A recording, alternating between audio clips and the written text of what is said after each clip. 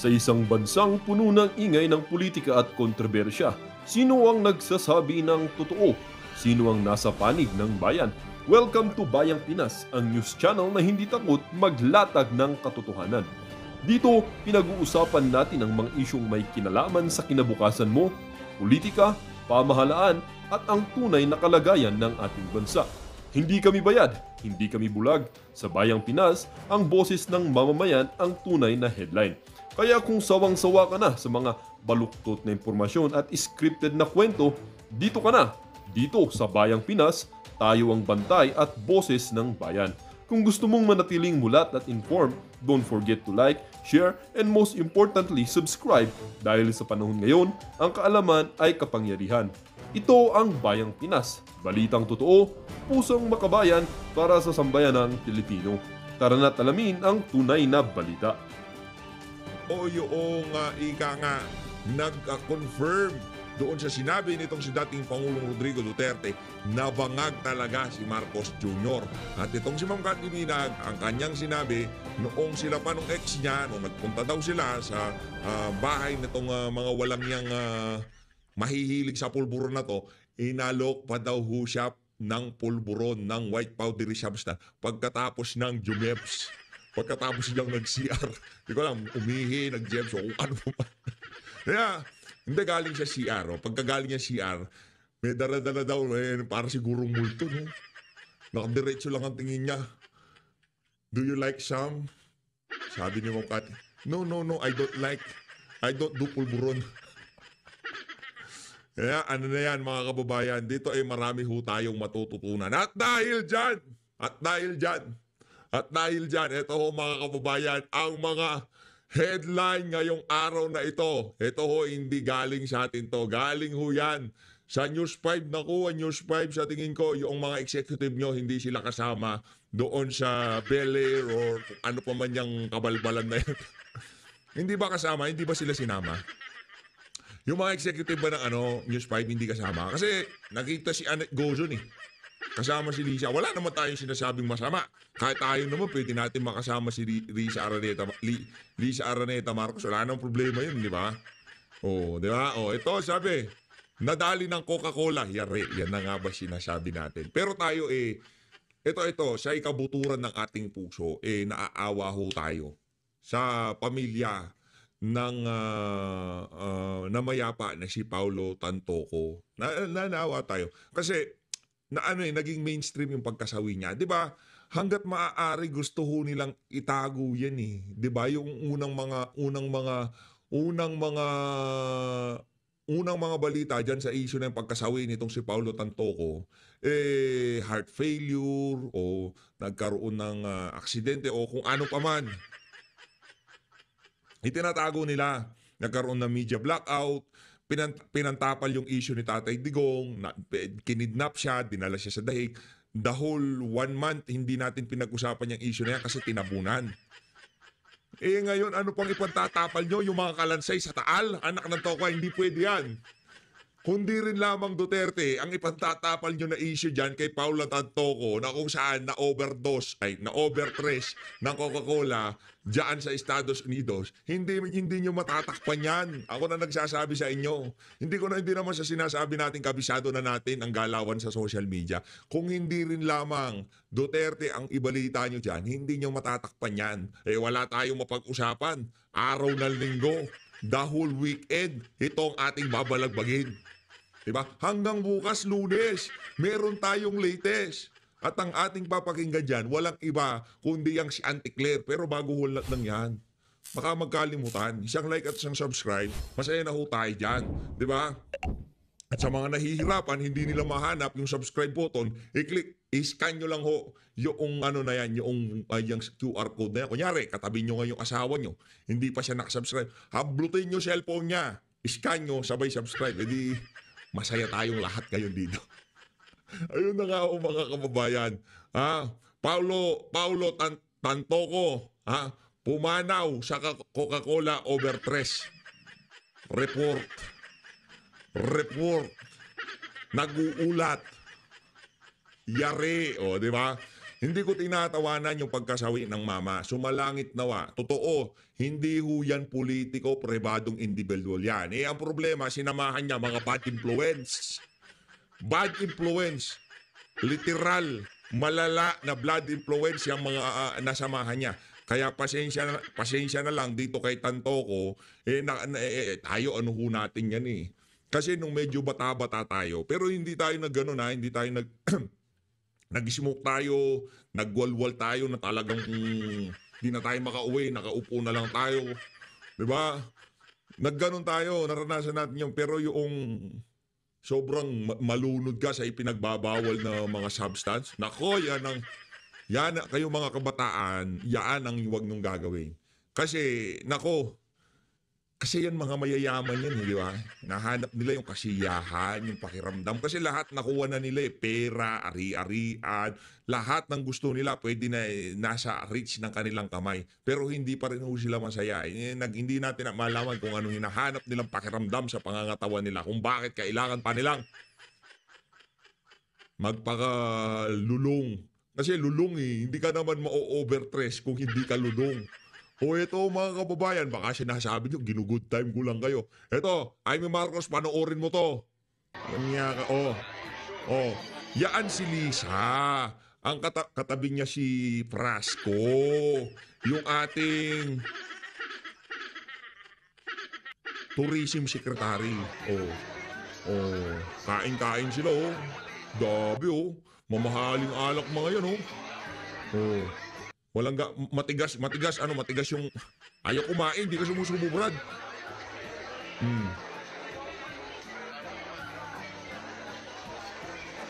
Kakalungkot. Yan ang sinasabi ko sa inyo. Hindi porket mapera, hindi porket maganda suot, good influence na yung mga yan. Piliin ho natin na maigi kung sino yung mga pakikisamahan natin dito sa mundo na to. Baka hindi ho natin alam, yung mga individual na yan, yan na ho pala mga makakapagpahamak sa atin. Ayun na nga dito sa bahagi ng video natin na to, panoorin na ho natin.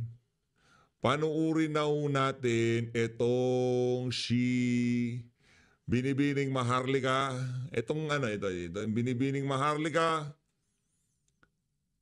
Itong si Ma'am Cathy B at itong si Agent Morales. Makikibalita lang tayo kasi last year, sila ho talaga ang trending dyan. Sila ho talaga yung isa sa mga nagpainit sa usapin na bangag si Marcos Jr. Na nagpupulburon talaga sila dyan sa Malacanang. Di ba? Bangag sa kapangyarihan. Ayun naman. Baka kung ano na namang pumasok sa utak nitong si Marcos Jr., di ba? Sila ho nagpaiinit ng usapin na yan. Kaya kung ngayon pag-uusapan natin, papakinggan natin kung ano mga punto de vista nila dito sa issue na to, mas marami ho tayong madidiscover ka. Agent, Ma'am Cathy, Binibining Maharlika, sok pa. Hi sis, basta Hi, yan binanat ko. Yan, na sis. So, tuloy ko lang sis, Saka kasama mo kay Sir Banat ba, bumabarat ka na rin, madam, na marami kasing involved dito. Ang question, paano nakapasok ang pulburon? Ito ba ay galing sa Pilipinas? Ito ba ay pinurchase nila dito sa Beverly Hills? Sino ang nagbigay sa kanila? Paano nakalusot sa hotel? Sino ang nakapangalan sa hotel? Gobyerno ba ng Pilipinas ang nagbayad ng hotel? Kung gobyerno ng Pilipinas, sino ang nakapangalan? Sino ang nag-check-in? Bakit inalaw niya na nagkaroon ng session doon sa sa kwarto na yon? Kaya tama ka, JM, bilang isang PIDEA agent, you are the best person, not only as a whistleblower, laban kay Bangag during the PIDEA leak, pero bilang isang PIDEA agent, ay makikita mo talaga na ang daming talagang conspiracy dito, ang daming mga maybe cover up and everything. So, yeah, bago pala ikaw sumagot, sis, mag-intro ka muna sa ating mga kababayan.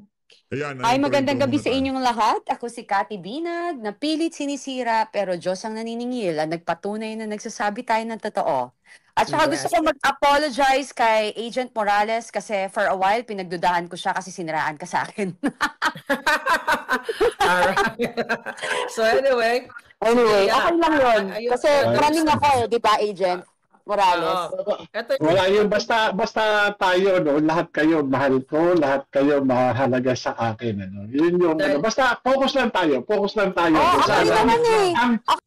Ngayon, dito sa issue na to, focus lang tayo. Yan.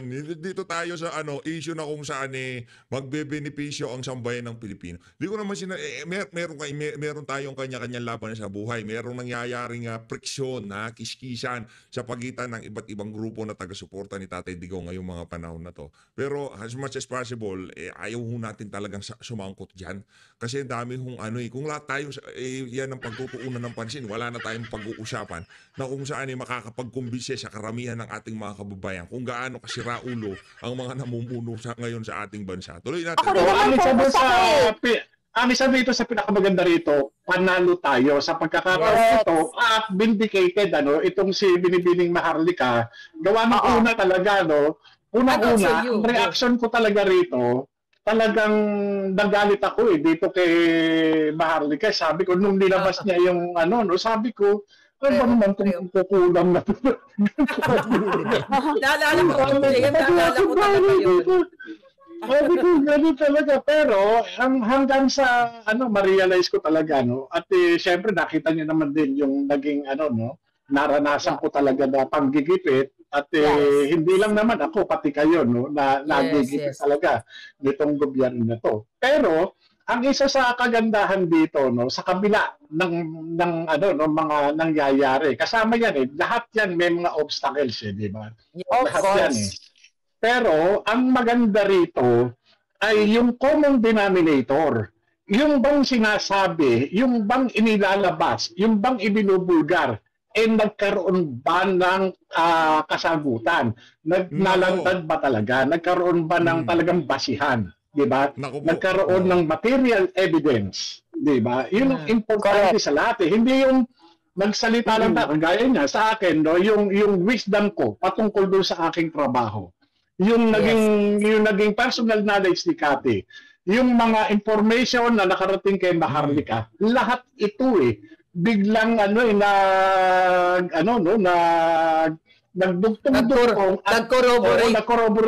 nag-corroborate hanggang sa nagkaroon ng ng resulta mula doon sa sa coroner's office kung saan sila yung nag-leak ng mga pieces of evidence o specimen na isinabmit for toxicology examination. Ayun ang resulta ng pagkakadiskubre doon sa presence ng Teka lang, natawa ako dun sa isang natin subscriber, sabi niya, PH Update, araw-araw mo ng topic yan. Hindi mo maikabisa, tanto ko. Bumagal yung 1M, bumagal nga naman kayo na. O yan, sila na nakapansin, bumagal daw yung 1M. Mamimigay ako ng 1M na hug at saka kiss. Kala mo naman, gustong magpakiss Hindi, magpapaparty talaga tayo, promise. Promise, magpapaparty tayo. Ay hindi, magpapaparty kayo. Mali kayo pala magpapaparty. Pupunta ako sa party nyo. Pag nag-1M tayo, magpa-party kayo, tapos pupunta ako doon. Sigurado. Imbitahin natin lahat. Controlled substance na nakalagay doon sa Schedule 1 ng UN Convention ng narcotics. Yes. So, yun. JM, balikan ko lang yung hanging question ko sa iyo kanina. Yun na nga, bilang isang PIDEA agent, so talagang hindi lang to nagtatapos na nalaman natin na okay, yung based sa toxicology test ay meron ngang positive siya sa pulburon. Then, alam mo, namatay siya through accident. Kaya nga, marami talagang madadamay dito. Kaya nga, based on your experience, bilang isang PIDEA agent, pag mga ganitong klaseng, kung ihahalon tulad mo sa pangyayari sa Pilipinas, ano-ano ang nakikita mo talagang o sino-sino, paano mo bilang lingkod ng bayan, bilang PIDEA agent, paano nyo i-extract ito, pananagutin ang mga taong nasa likod nito? Unang-una, siyempre, ang trabaho kasi ng law enforcement, lalo na sa mga ganyan, pagdating sa crime scene, labo muna bago linaw. Ibig sabihin, lahat yan i-contain namin doon sa sa ilalim ng kapangyarihan ng batas. At isa-isa yan, lahat yan ipoprocess. I-evaluate namin kung ano yung extent ng kanilang participation. Hindi ko sasabihin innocent ka, nandun ka sa loob eh. Kapag nasa loob ka, ibig sabihin, posible yung conspiracy. Hindi po pwede, lalo na sa isang hotel, sa isang enclosed area, imposibleng hindi alam ng mga kasama yung ginagawa ng ibang kasama. Lalo na yung mga ganitong uri ng mga pangyayari o aktibidad, hindi ginagawa lalo na iisang lugar lang kayo eh. Si Ma'am Cathy B, press na press. Tingnan nyo naman, basang-basa pa buhok. Diba? Iisang lugar lang kayo. Kaya doon pa lang, makikita mo kung sino ang sino. Kung sino yung mas makapangyarihan o dominant person o party. Diba? Kung halimbawa, ang nandun ay isang pinuno o mataas ang estado sa buhay, natural yung mas nakakababa sa kanya, mangingimi. Pero kapag nakikita ng mas mababa sa kanya na promotor, nangunguna sa katarantaduhan, talagang yun ang gagawin. Diba? Kaya yung nangyaring paggamit dyan ng illegal na substance na tinutukoy sa Schedule 1 ng UN Convention, talagang ako'y naniniwala na walang alam itong si Lisa Marcos doon sa nangyaring pagkamatay ng isang tantoko. Yun po yun. So sinasabi mo ba na tama ba pagkadinig ko na naniniwala ka na walang kinalaman si Lisa Tanas? Hindi. Naniniwala ako na meron siya. Hindi ko pwedeng wala. Na wala siyang kinalaman. Kasi unang-una, siya yung pinaka-dominant person eh. Siya naging bita. Siya naging bita. Siya ang nagdala. Oo, kaya nga, kung titignan mo, kung sino man yung ituturing natin na yung maintainer o nagme-maintain ng drug bin, di ba? Word of the night, maintainer. Kung sino nagme-maintain na. Tsaka yung malupit doon yung drug bin. Alam naman yung janitor o yung mas mababa sa kanila. Alam mo naman yung PSG na kasama nila. Siyempre, lahat yan nasa impluwensya, no? Nasa ilalim ng impluwensya kung sino man yung dominant person. Agree. Doon sa lugar na yun. Kasi si Cathy, Agent Morales, kitang-kita kasi yun sa media, may mga video footage na talagang magarami siyang kasamang mga cabinet secretaries. So kaya nga nang ni-research natin na dito sa batas ng Amerika, pag mga ganitong pangyayari na yun na nga, may involved, may namatay. So pwede talaga madamay kung sino ngayon naka-check-in sa hotel. Talaga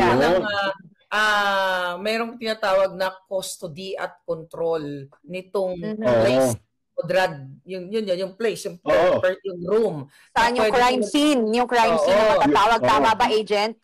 Ito yung tinukoy, malinaw na tinukoy doon sa 21 US Code, Section 856, subsection A, B, at saka C, no? Ito, kung babasahin natin, maintaining drug involved premises. A, unlawful acts, except as authorized by this subchapter, it shall be unlawful to 1. Knowingly open, lease, rent, use, or maintain any place, whether permanently or temporarily, for the purpose of manufacturing, distributing, or using any controlled substance. Number 2, manage or control any place, whether permanently or temporarily, either as an owner, lessee, agent, employee, occupant, or mortgagee, and knowingly and intentionally rent, lease, profit from, or make available for use with or without compensation the place for the purpose of unlawfully manufacturing, storing, distributing, or using a controlled substance. Ano yung criminal penalties? Any person who violates subsection A of this section shall be sentenced to a term of imprisonment of not more than 20 years or a fine or not more than $500,000 or both, or a fine of $2 million for a person other than an individual.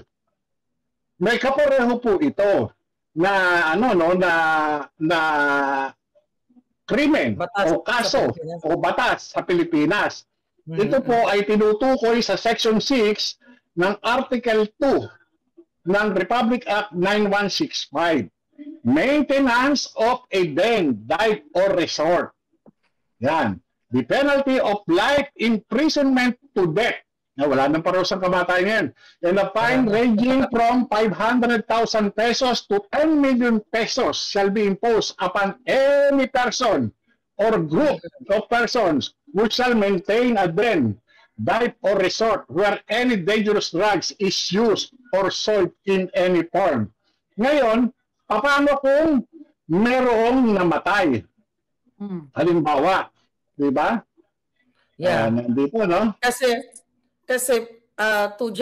to add up, talagang mananagot kung talagang sino ang pumayag, sino ang nag-allow na makapasok yung white powdery substance sa loob ng kwarto. Diba? So talagang mananagot talaga dapat. Kaya medyo matagal nga talaga yung investigation na hanggang ngayon open pa rin. Ito tuloy natin. Should any dangerous drug be the proximate cause of the death of a person using the same in such den, dive, or resort, the penalty of death and a fine ranging from 1 million to 15 million pesos shall be imposed on the maintainer, owner, and or operator.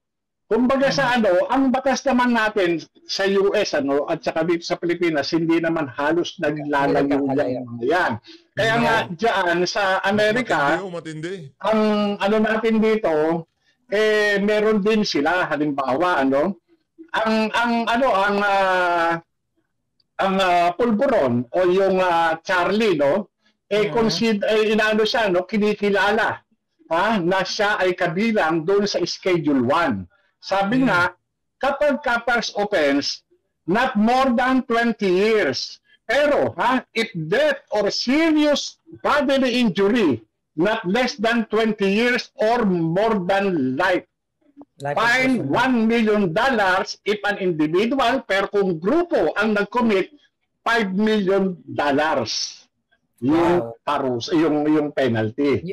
So, yun po yung Kaya talagang kinakabahan na ang bangag na administrasyon, sis? Kasi maraming nag-conspire dito. Hindi lang yung isang tao dito. Kasi nga, di ba, based dun sa mga ibang report na nakuha din ni Dean Chase na allegedly talagang may mga nakakalat na white powdery substance. At may syempre nag-session sila doon. So hindi lang isang tao, dalawang tao. Kasi nung una kong itong nilabas, nung March 10, actually on the eve ba ng pagka-aresto kay Pangulong Duterte, na talaga namang etong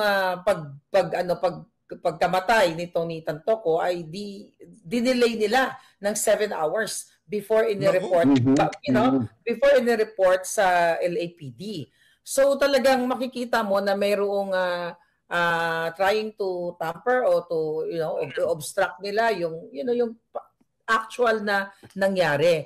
Kaya nga talagang napakamahalaga na tinatopic natin ito na hindi natin bibitawan kasi last year kayong dalawa, the reason naman na lumabas si Cathy, actually nagsimula ito lahat kay Pangulong Duterte sa expose na si Marcos Jr. ay talagang addictus benedictus. Hanggang sa may dumating nga sa akin na pre-op, authority to op, na ikaw naman ni Agent Morales ang nakaperma doon hanggang sa pinatrending at pinaviral ni Maharlika, pinagbibintangan ako ng bangag administration na ito ay fake news, di ba? Kung ano-anong mga sinasabi na fake news, hanggang sa naimbitahan ka, na-detain ka, di ba? Sa pagtatakip ng gobyerno ni Bangag Jr. na pinapalabas na ang isang Morales ay sinungaling, ang isang Kati Binag ay sinungaling, ang isang Marlica ay sinungaling. Tulong-tulong actually ang ahensya ng gobyerno para sabihin sa taong bayan na ay nagsisinungaling yan. But now, kahit na nga Senado, ginamit ho nila nun, di ba, nagigil tayo kay Senator Jinggoy Estrada. Kalinaw na ang revelation ninyong dalawa, revelation ni PRRD, na ang mga nakapaligid kay Bangag, kay Lisa Tanas, ay talagang mga addictus benedictus dahil pinatunayan nila dito now, worldwide, sa Beverly Hills na totoo na mismo ang kasama nila, di ba, na supposedly yung kanilang delegation is para daw sa pag-celebrate, to promote our culture, di ba? Ano yun anong pangalan ng event nila?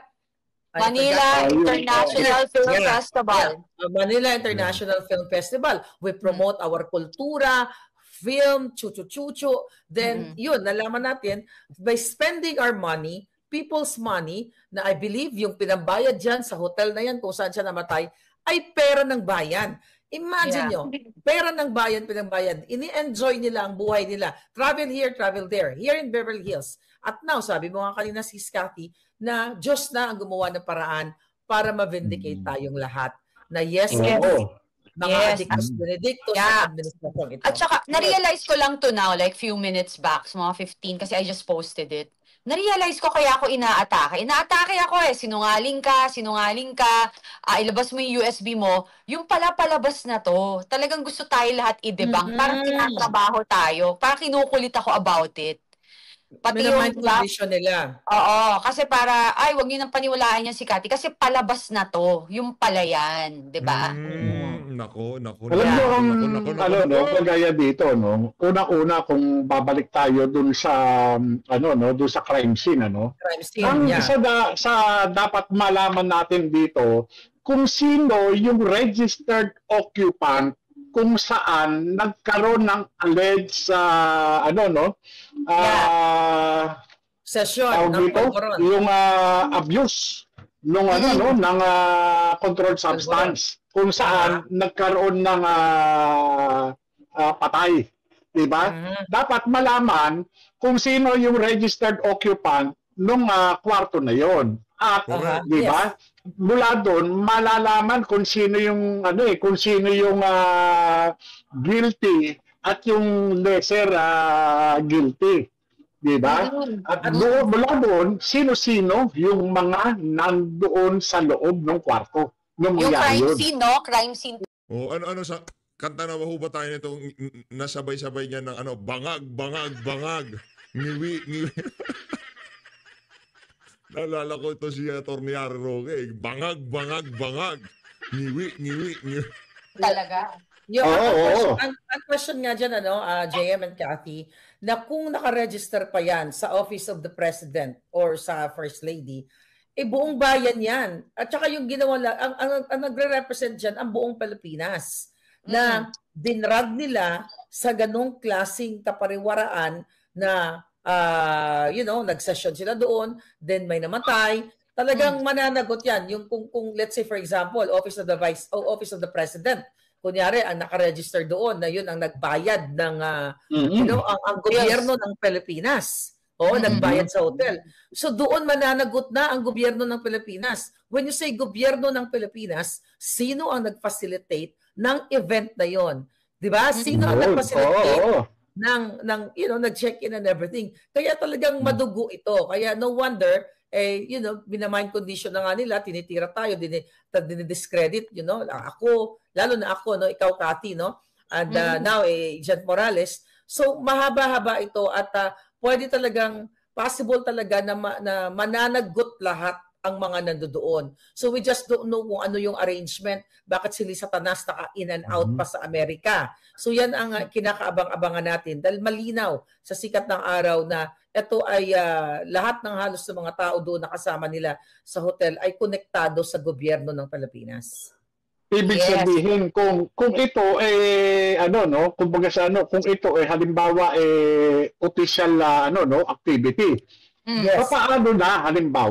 Paano halimbawa yung mga sinasabing nag-commit ng krimen, yung mga natagpuan o nakita base doon sa investigasyon mga taong present doon sa lugar kung saan nagkaroon ng pag-abuso at paggamit ng controlled substance at nagkaroon din ng pagkamatay ng isang tao. Ito bang mga taong nandoon, ito ba ay maituturing ng mga diplomat na pwedeng mag-avail ng diplomatic immunity? Yun yung isang sila ba yung considered as persons or personalities or group na dinidefine doon sa Vienna Convention ng 1966? Ito ba yung mga ito? Yun yung tanong, di ba? Yan yung katanungan kasi actually naitanong ko na to dati sa kaibigan nating mga abogado na talagang ang First Lady Satanas wala siyang immunity. Depende kung kasama niya yung asawa niya, depende sa circumstansya. Malay mo si Mundo. Kasi remember one time biglang pumunta doon si BBM. Yeah, sa yung lumilitaw Amerika. yung lumilitaw na hindi pa siya nakakabalik. Yeah. So, hindi nga natin alam kung ano yung naging arrangement dito sa government ng dito sa Beverly Hills sa California o sa buong gobyerno ng Amerika. Kasi nga open pa yung investigation, open pa yung case, hindi pa siya case closed. So, yan ang palaisipan natin ngayon. Ano ba ang ginawa nila para ma-cover up? Kasi palangga, mga kababayan, corruption is involved here. They spend your money. Taxpayers' money. Na binitbit nila lahat. Tapos eto ngayon yung nangyari. At talagang, imagine niyo instead of promoting our country, promoting our culture, nakuha nilang magpulburon dito sa 5-star hotel. Gamit ang pera nyo. Yun nga, ang isa doon sa tinitignan ko anggulo, patungkol doon sa controlled substance. Kung ito ay hindi siya na-procure diyan sa sa Amerika, maaring ito ay ipinasok through diplomatic pouch. Sapagkat siyempre itong nasasangkot ay asawa ng kasalukuyang pangulo at maaari na ito ay gumamit ng diplomatic pouch dahil pagka yung diplomatic pouch na yan, exempted yan doon sa mga inspection. Exempted po yan.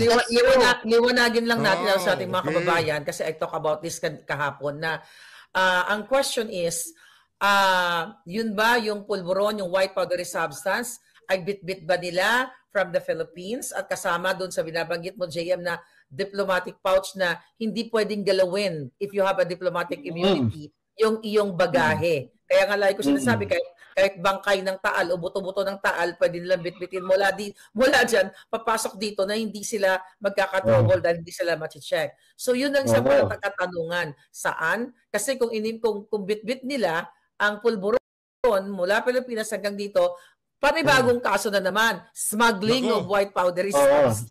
Nako, patong-patong na ho mga yari dito si Kokak, Kung galing labas o binili nila sa kung saan man yan, marami kayong dapat na ipaliwanag sa importation na controlled substance. Controlled substance. Tsaka, anong sinakyan? Kung naka-private plane, possible, mas malaki ang chances. Well, kasi ang ano naman kasi kagaya niyan sa katulad niya, halimbawa sabihin na natin na suspect talaga itong first lady. At siyempre, yung first lady ay may asawa ng presidente ito At siyempre, kumbaga sa kahit papano talagang yung na-extend na-extend yung diplomatic dahil yung presidente ito yung pinaka main diplomat ng isang bansa Kaya maaari na i-extend yung exemption doon sa taxes and duties ng custom. Kaya yung yung kanyang bagahe itinuturing na diplomatic pouch. Kumbaga sa pag diplomatic pouch, considered ito na talagang exempted. Kaya nga yan, maaari dala yan ipinasok yan diyan. Yes, talagang malinaw na ito, Kaya malinaw mga kababayan na yun nga, ulit-ulitin natin na vindicated ang lahat na nag-expose dito sa pulburon video na ito, kasama si Spokesary Roque dyan, na ginigipit din ngayon, at Pangulong Duterte na ayun, sobrang pagigipit, nakakulong. ngayon, if you connect the dots, kung bakit tayo ginigipit, bakit tayo nahabol? Ako na kinakasuhan o kinasuhan, sa katuta, Cuarto Bares, si JM na dinitini at kinakasuhan din sa Senate, si Pangulong Duterte. You know, this is all, it all boils down sa expose ni PRRD na si Marcos Jr. ay addictus benedictus. At this is the best time, I believe, na kailangan kumilos yung taong bayan na magpahayag na ayaw na namin sa bangag na administration. Kasi ano pa ba yung pwedeng i-expose natin?